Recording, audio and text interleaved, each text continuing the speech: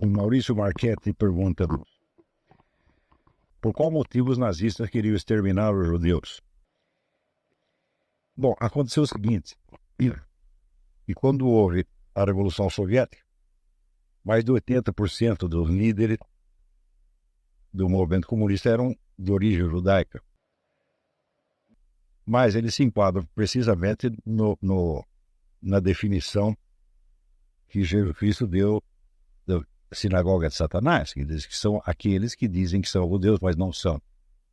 Quer dizer, em que sentido você poderia dizer que esses indivíduos eram judeus se primeiro eram ateus e segundo promoviam, vamos dizer, a perseguição direta aos judeus religiosos, mantinham sob controle estrito, né, as sinagogas? Isso aí você pode ler, procura na internet, Rabino Schneerson, S-C-H-N-E-E-R-S-O-N,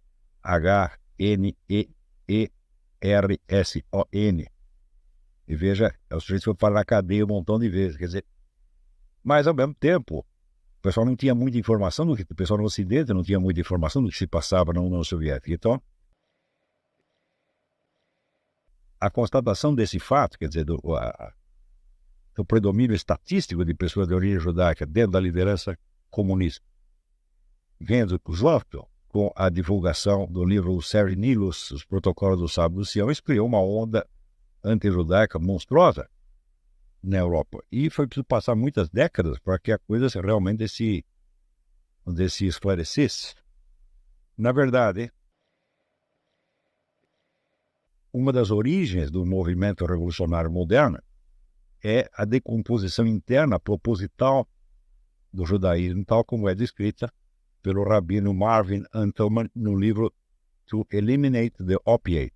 É um livro, 2 volumes, um livro muito, muito impressionante, que mostra que toda esta operação de decomposição da Igreja Católica que nós vimos no século XX, com o Concílio Vaticano II, o modernismo, essa coisa toda, já tinha sido feita dentro do judaísmo, em escala muito menor, no começo do século XIX.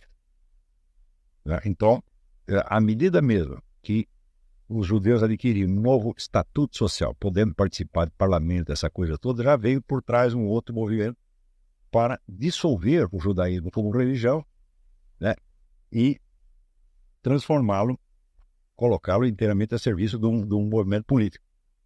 Então, daí para diante, cabe a pergunta: o que é um judeu? Em que medida Trotsky é um judeu? Tá certo? É porque nasceu lá, tá certo? Mas não tem nenhum compromisso histórico com a religião judaica. E a judaica nada, tá certo? Mas, ao mesmo tempo, né, tem um bando de judeu religioso idiota que passa a mão na cabeça desses camaradas, porque afinal de contas é patrício. Então eles jogavam com esta, vamos dizer, com esta solidariedade étnica, ao mesmo tempo em que estavam tentando destruir a própria religião judaica, o que é uma coisa que também se faz na Igreja Católica, a mesma coisa. O sujeito entra dentro da Igreja Católica para esculhambar com tudo, mas ao mesmo tempo ele desfruta dos benefícios públicos de ser um católico, até ser um cardeal, isso é uma coisa assim. O mesmíssimo processo aconteceu, né, dentro do judaísmo. Então, esta elite intelectual revolucionária de origem judaica, ela fez o que achou que devia fazer, e quem pagou o pato? Quem pagou o pato aos outros judeus. Inclusive, veja, dentro da própria União Soviética, quer dizer, a elite mesmo de revolucionários judeus acabou sendo toda destruída, porque o empuxo do movimento revolucionário é tal que, uma vez que ele ganhou momento, né, os seus agentes individuais não interessam mais. Tá certo? Então, você vê que aqueles judeus que fugiram da Alemanha, tá certo, durante o nazismo, o advento do nazismo, eles não tinham a menor ideia do que estava se passando na União Soviética, né? Eles achavam que na União Soviética eles desfrutariam de uma condição melhor, porque havia uma lei que proibiu o antissemitismo na União Soviética, mas lei na União Soviética não significa nada. Então, eles fugiam para a Rússia. O que o Stalin fazia? Devolvia os caras para a vida.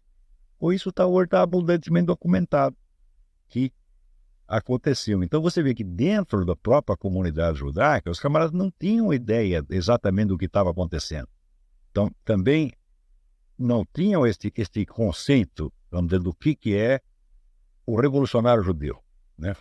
O revolucionário judeu é um fenômeno que só pode ser estudado mediante uma ciência que não existe, que eu já propus essa ciência, ninguém levou adiante, que é do ateísmo comparado. Quer dizer, ateísmo não é a mesma coisa, ateísmo militante não é a mesma coisa em tudo quanto é lado. Quer dizer, quando o sujeito se torna um ateu, ele vem de uma origem religiosa e cultural determinada, e ele vai ser ateístico naqueles pontos. Quer dizer, o ateísmo dele é a negação da sua religião, não da religião do vizinho. Então você tem diferentes formas de ateísmo, tá certo? Você vê que, como, por exemplo, dentro do meio católico, né, existe uma ênfase muito grande na pureza de conduta, a pureza de conduta sexual. A primeira coisa que o novo ateísta faz, tá certo, é aderir ao sexo livre. Essa é a primeira coisa. Tá certo? Do mesmo modo, no judaísmo, a ênfase é sobretudo colocada na lei e na ordem divina. Certo? Então, o judeu que se torna um ateu, que se torna um inimigo da sua religião, ele é o inimigo da ordem, então ele, por excelência, é um revolucionário. Né? Então, o criador de uma nova ordem. Você vê que toda a problemática do ateísmo judaico é essa. Então, essas pessoas são excepcionalmente perigosas. Perigosas, sobretudo, para a própria comunidade judaica. Por quê? Por causa da relação ambígua. Você estudando, por exemplo, na União Soviética, você tem a seção judaica do Partido Comunista. A seção judaica era constituída de pessoas que se originavam, que tinham de origem judaica, e que, com as ligações de parentesco e de língua, podiam, então, facilmente se infiltrar nas sinagogas, espioná-las e manter sob controle. Isso aí está contado na biografia do Rabino Schneerson. Tá certo? Agora, quem está de fora não está sabendo dessas sutilezas. Tá certo? Então, vai dizer, olha, quem fez a Revolução Comunista foram os judeus. Pronto, criou uma onda de ódio contra os judeus. Tá certo? Então, pagaram por dois lados, levaram pancada dos dois lados. Tá certo? Então, tudo veio, vamos dizer, da ambiguidade da palavra judeu. O Rabino Schneerson era um judeu, Trotsky era um judeu também, mas não no mesmo sentido. Trotsky era um judeu no sentido exatamente do que o Cristo dava à sinagoga de Satanás. O sujeito que diz que é judeu, mas não é. Quer dizer, ele é judeu quando lhe interessa. Quando lhe interessa para ele se esconder atrás da comunidade, ao mesmo tempo que ele está usando como bucha de canhão. Tá certo? Então, você vê que nos movimentos de massa e na escala de opinião pública, essas distinções passam totalmente despercebidas. Quer dizer, você precisa de um... Qual vai ser o objeto de ódio, o objeto de temor? Vai ter uma figura estereotípica, né? Criada com 2 ou 3 traços, como se fosse um tipo ideal. Então, o judeu vê um tipo ideal, que é o sujeito, então, ele é banqueiro, ao mesmo tempo ele é comunista. Eu digo, bom, claro que havia, de fato, uma ligação entre banqueiros e comunistas, mas vai dizer, em que sentido os Rothschild são judeus? Mas não são há mais muito tempo. Quer dizer, eles são uma força autônoma, tá certo? Que financia quem lhes interessa, tá certo? E se no meio disso for morrer metade da comunidade judaica, eles não têm nada a ver com isso. Quando você via que havia, por exemplo, banqueiros, né, judeus como Jacob Schiff, financiando a Revolução Comunista, tá certo? Então você achava que não, tem uma conspiração, né, de banqueiros e comunistas judeus. E isso vira a imagem do judeu. Agora, se no meio disso a comunidade judaica está indo para a cadeia, se não está sendo fechada, etc., aparece, na verdade, como se fosse um detalhe relevante, quando na verdade está aí todo o segredo da história. Porque justamente esta decomposição premeditada do judaísmo, que já havia fazer 100 anos, ela pegou uma massa enorme de judeus e transformou em revolucionário.